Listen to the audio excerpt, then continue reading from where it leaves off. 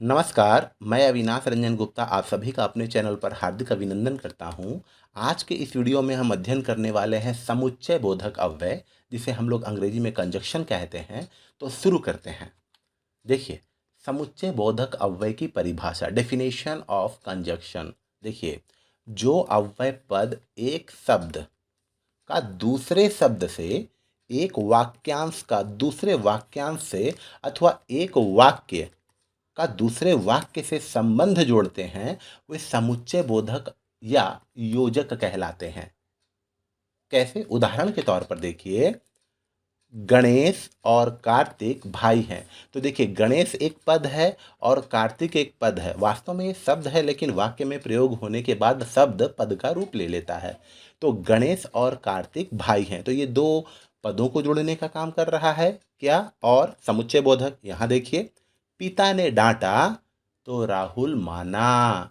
तो यहाँ देखिए, ये जो तो है ना, ये समुच्चय बोधक अव्यय है, क्योंकि ये एक वाक्यांश को दूसरे वाक्यांश से जोड़ने का काम कर रहा है। ठीक उसी प्रकार, राधा आज आएगी तथा कल चली जाएगी। तो देखिए, एक वाक्य को दूसरे वाक्य से जो जोड़ने का काम कर रहा है, वो है तथा, और तथा कहलाएगा समुच्चय बोधक अव्यय या अंग्रेजी में कंजक्शन।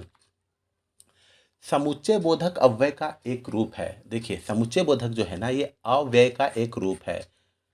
समुच्चय बोधक अव्यय या अविकारी रूप है। देखिए, अव्यय या अविकारी रूप, जैसे अगर हम लोग अ प्लस व्यय लिखेंगे, तो हम लोग जानेंगे कि एक ऐसी चीज जो कभी खर्च नहीं होती। तो व्याकरण के क्षेत्र में क्या है जो कभी खर्च नहीं होता? तो वो अव्यय शब्द होते हैं।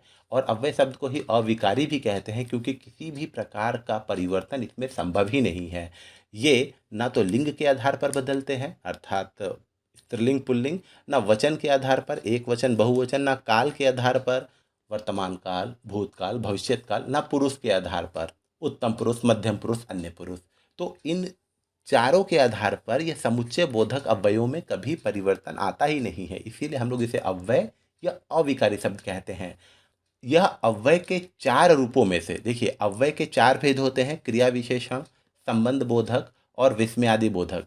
तो हम लोगों ने क्रिया विशेषण और संबंध बोधक पर ऑलरेडी वीडियो बना लिया है। ये समुच्चय बोधक पर ये वीडियो करंटली चल रहा है, और विस्मयादि बोधक पर इसके बाद हम लोग एक वीडियो और बनाएंगे। अब देखते हैं समुच्चय बोधक के भेद क्या हैं। देखिए, समुच्चय बोधक के दो भेद होते हैं: समानाधिकरण समुच्चय बोधक, अर्थात समान अधिकार वाले, मतलब ऐसे जो भी कंजक्शन होंगे वो उन ही उपवाक्यों को जोड़ेंगे जो स्वतंत्र हो अर्थ की दृष्टि से, और दोनों का अपना अधिकार हो। समानाधिकरण, जिसे अंग्रेजी में हम लोग कोऑर्डिनेट कंजक्शन कहते हैं। दूसरा है व्यधिकरण समुच्चय बोधक। ये व्यधिकरण समुच्चय बोधक वे होते हैं जो एक प्रधान उपवाक्य के साथ अनेक आश्रित उपवाक्यों को या सबऑर्डिनेट क्लॉजेस को जोड़ते हैं। इसीलिए हम लोग इसे सबऑर्डिनेट कंजक्शन कहते हैं। तो सबसे पहले हम लोग आ जाते हैं समानाधिकरण समुच्चय बोधक पर। अगर हम लोग इसके डेफिनेशन की बात करें, तो ऐसे समुच्चय बोधक में समान शब्दों, वाक्यांशों और वाक्यों को जोड़ा जाता है। कैसे? देखिए, रश्मि और पूजा ने मिलकर खाना बनाया। तो देखिए, दो शब्दों को, दो पदों को जोड़ दिया गया है। किससे? इससे। ठीक है। दूसरा देखिए, आज गुरुवार है इसलिए बाजार बंद रहेगा। तो देखिए, आज गुरुवार है एक वाक्य है, और ये दूसरा वाक्य है, और इन दोनों वाक्यों को जोड़ा गया है इसलिए। ठीक है। आप लस्सी पिएंगे या शरबत? आपको एक ऑप्शन दिया जा रहा है, इधर आप लस्सी पी सकते हैं या शरबत। तो ये है समानाधिकरण समुच्चय बोधक। समानाधिकरण समुच्चय बोधक के आपको चार भेद मिलेंगे: संयोजक, जो जोड़ने का काम करे, ठीक है; विभाजक, जो अलग करने का काम करे; विरोध, जिससे हम लोगों को अगेंस्ट का भाव बोध हो; परिणाम सूचक, जिससे हम लोगों को रिजल्ट या हम लोगों को उसका कंसिक्वेंस के बारे में पता चले। ठीक है, कंसिक्वेंस के बारे में पता चले। तो इसे हम लोग कहते हैं समानाधिकरण समुच्चय बोधक। का पहला है संयोजक। इस पर आ जाते हैं। देखिए, संयोजक बड़ा ही आसान है। जो अव्यय पद दो शब्दों, वाक्यांशों या समान वर्ग के दो उपवाक्यों को, याद रखिएगा, समान वर्ग के में संयोग प्रकट करते हैं, वे संयोजक कहलाते हैं। और इसको जोड़ने वाले जो समुच्चय बोधक अव्यय हैं और, एवं, तथा इत्यादि। देखिए, राम और श्याम भाई भाई हैं, राम भी इक्वल वेटेज रख रहा है, श्याम भी इक्वल वेटेज रख रहा है, और से जुड़ा हुआ है। इतिहास एवं भूगोल दोनों का अध्ययन करो, तो इतिहास की भी अपनी इंपॉर्टेंस है और भूगोल की भी अपनी इंपॉर्टेंस है, इसीलिए। और सुरेश ने चाय पी और राजू ने कॉफ़ी, अर्थात दोनों ने कुछ लिक्विड आइटम लिया है, एक ने चाय पी है और एक ने कॉफ़ी पिया है, इसीलिए इसको हम लोगों ने और से जोड़ दिया। तो ये है समानाधिकरण समुच्चय बोधक अव्यय का पहला भेद, जो संयोजक के नाम से जाना जाता है। अब हम लोग आ जाएंगे दूसरे भेद पर, जो विभाजक अलग अलग करने का काम करेगा। देखिए, अव्यय पद शब्दों, वाक्यों और वाक्यांशों में विकल्प प्रकट करते हैं, ऑल्टरनेटिव, विकल्प। इसे हम लोग विकल्प भी कहते हैं या विभाजक भी कहते हैं। और ये क्या है, इसके जो समुच्चय बोधक शब्द हैं वो है कि, चाहे, अथवा, अन्यथा, या, नहीं, तो। एग्जाम्पल के तौर पर देखिए, तुम ढंग से पढ़ो अन्यथा फेल हो जाओगे। तो देखिए, ये दोनों वाक्यों में भेद पैदा कर रहा है ना। ओके, मधु रसगुल्ले खिलाएगी, न कि जलेबियाँ। तो रसगुल्ले से मैटर हट गया, आ गया जलेबियों पर। मैसूर चलिए अथवा बेंगलोर चलिए। तो देखिए, अथवा मैसूर चलना है या बेंगलोर चलना, कोई एक। हम लोग प्रश्न पत्र में भी देखते हैं, आप पहला प्रश्न कीजिए या उस प्रश्न के चॉइस, दूसरे नंबर चॉइस को कीजिए और उसके बीच में लिखा रहता है अथवा, ठीक है। या हम लोग यहाँ पर या का भी प्रयोग कर सकते हैं, जैसे हम लोगों ने अभी थोड़ी देर पहले पढ़ा था, आप चाय पियेंगे या कॉफ़ी। अब हम लोग आ जाते हैं तीसरे भेद पर, विरोध सूचक। देख लेते हैं, जो अव्यय पद पहले वाक्य के अर्थ से विरोध प्रकट करे वे विरोध सूचक कहलाते हैं, जैसे परंतु, लेकिन, किंतु, मगर, पर आदि। एग्जाम्पल के तौर पर देखिए, वह आया परंतु देर से, आना था, आया लेकिन देर से आया। एक विरोध की भावना का प्रदर्शन हो रहा है यहाँ पर। रोटियां मोटी किंतु स्वादिष्ट थी, अर्थात रोटियां मोटी तो थी किंतु टेस्टी थी। मैं तो चला जाऊं लेकिन पिताजी डांटेंगे, अर्थात एक तरीके का विरोध हो रहा है इसमें। वो चला तो जाएगा लेकिन बाद में पिताजी डांटेंगे, तो ये है विरोध सूचक। अब हम लोग आ जाते हैं इसके अंतिम भेद पर, जो है समानाधिकरण समुच्चय बोधक का परिणाम सूचक।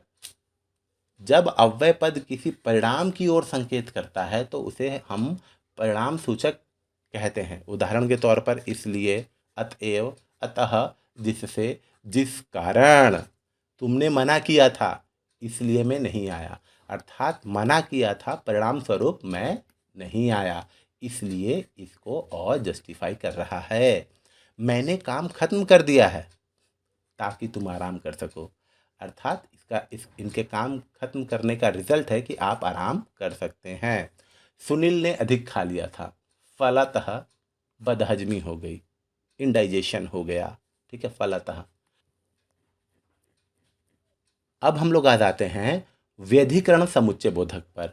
याद रखेंगे, व्यधिकरण समुच्चय बोधक अंग्रेजी में सबॉर्डिनेट क्लाउज कहते हैं, और ये एक प्रधान उपवाक्य अर्थात प्रिंसिपल क्लाउज के साथ अन्य आश्रित उपवाक्य अर्थात सबॉर्डिनेट क्लाउज को जोड़ता है। तो आ जाते हैं हम लोग व्यधिकरण समुच्चय बोधक पर। देखिए, ऐसे समुच्चय बोधक जिसमें एक या एक से अधिक आश्रित सबॉर्डिनेट क्लाउजेस को जोड़ा जाता है, उसे ही हम लोग व्यधिकरण समुच्चय बोधक अव्यय कहते हैं। एग्जाम्पल के तौर पर देखिए, यदि इतनी मेहनत करोगे, ये प्रधान उपवाक्य हो गया, हाँ, तो क्या होगा, तो सफल हो जाओगे, ठीक है। तो ये हो गया आश्रित उपवाक्य।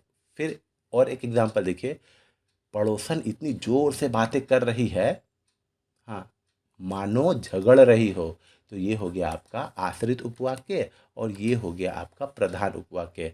अर्थात व्यधिकरण समुच्चय बोधक में 99% केसेस में ऐसा होता है कि आप प्रधान उपवाक्य को सुनिएगा तो आपको आश्रित उपवाक्य सुनने की इच्छा जागेगी, आपको ये जानने का मन करेगा कि आगे और क्या बोला जाना चाहिए या क्या बोला जाएगा।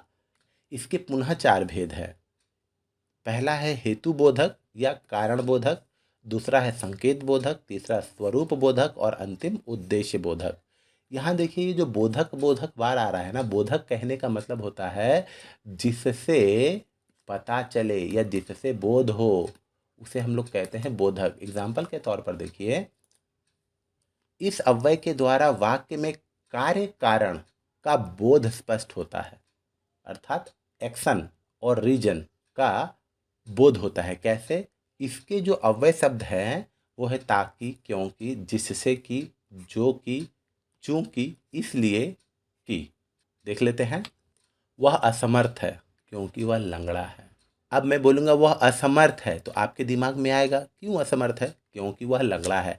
तो ये हो जाएगा आपका प्रधान उपवाक्य और ये हो जाएगा आपका आश्रित उपवाक्य। ठीक है, और इन दोनों को जोड़ने का काम कर रहा है कौन? व्यधिकरण समुच्चय बोधक अव्यय। दूसरा देखिए, चूंकि मुझे वहाँ जल्दी पहुँचना है इसलिए जल्दी जाना होगा। चूंकि इसे जल्दी पहुँचना है, हाँ, चूंकि मुझे जल्दी पहुँचना है, हाँ, तो इसलिए मुझे जल्दी जाना होगा।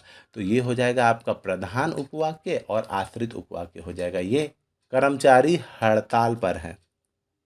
क्यों है हड़ताल पर? क्योंकि उनकी बातें नहीं मानी गई। अब हम लोग आ जाते हैं इसके दूसरे भेद पर जिसे हम लोग कहते हैं संकेत बोधक और इसे हम लोग अंग्रेजी में कहते हैं कंडीशनल। कैसे? देखिए, इसमें प्रथम उपवाक्य के योजक का संकेत अगले उपवाक्य में पाया जाता है और इसमें प्राय दो का यूज होता है। यदि, तो, जब, तब, यद्यपि, तथापि, चाहे, परंतु, जैसे तैसे इत्यादि। उदाहरण देखिए, ज्यों ही मैंने दरवाजा खोला, अर्थात जैसे ही मैंने दरवाजा खोला त्यों ही बिल्ली अंदर घुस आई, वैसे ही बिल्ली अंदर घुस आई। तो एक कंडीशन यहाँ है और उसका रिजल्ट यहाँ पर आपको दिखने को मिलेगा। यद्यपि वह बुद्धिमान है तथापि आलसी भी है। अर्थात एक तरफ वो बुद्धिमान तो है लेकिन आलसी भी है। जब ब्राह्मण आएंगे, हाँ, तो क्या होगा? तब पूजा होगी। तो कंडीशन है, पूजा कब होगी? जब ब्राह्मण आएंगे। यदि राकेश बुलाता तो यहाँ देखिए, यदि राकेश बुलाता तो दिवाकर जरूर जाता। यहाँ पर कंडीशन हो रहा है और कंडीशन के कारण यहाँ पर हम लोगों को देखने को मिल रहे हैं। इसे हम लोग कहते हैं व्यधिकरण समुच्चय बोधक का संकेत बोधक अव्यय। अब हम लोग आ जाते हैं तीसरे नंबर पर जिसे हम लोग कहते हैं स्वरूप बोधक। जिन अव्यय पदों को पहले उपवाक्य में प्रयुक्त शब्द, वाक्यांश या वाक्य को स्पष्ट करने हेतु प्रयोग में लाया जाए उसे हम लोग स्वरूप बोधक कहते हैं। जैसे यानी, अर्थात, यहाँ तक कि, मानो। कहने का मतलब ये हुआ कि आपने प्रधान उपवाक्य तो कहा लेकिन उस प्रधान उपवाक्य को और स्पष्ट करने के लिए जब आप किसी आश्रित उपवाक्य में प्रधान उपवाक्य का एक्सप्लेनेशन करते हैं तो उसे हम लोग स्वरूप बोधक अव्यय शब्द कहते हैं। उदाहरण के तौर पर देखिए, वह इतनी सुंदर गाती है मानो लता मंगेशकर हो। अर्थात वो बहुत सुंदर गाती है और उसकी तुलना किससे कर दी गई? मानो लता मंगेशकर हो। असतो माँ सद्गमय, इसका मतलब क्या हुआ? अर्थात हे प्रभु मुझे असत्य से सत्य की ओर ले चलो। कल मेरा जन्मदिन है, हाँ है, यानी तुम्हें आना ही होगा। मतलब जन्मदिन है तो क्या? तुम्हें आना ही होगा। दधीची एक दानवीर थे और इनके दानवीर वाले गुण को इनके आश्रित उपवाक्य में कैसे एक्सप्लेन किया गया है? यहाँ तक कि उन्होंने अपना जीवन भी दान में दे दिया। दधीची अपनी अस्थियों का दान दे दिया था इन्होंने वज्र बनाने हेतु।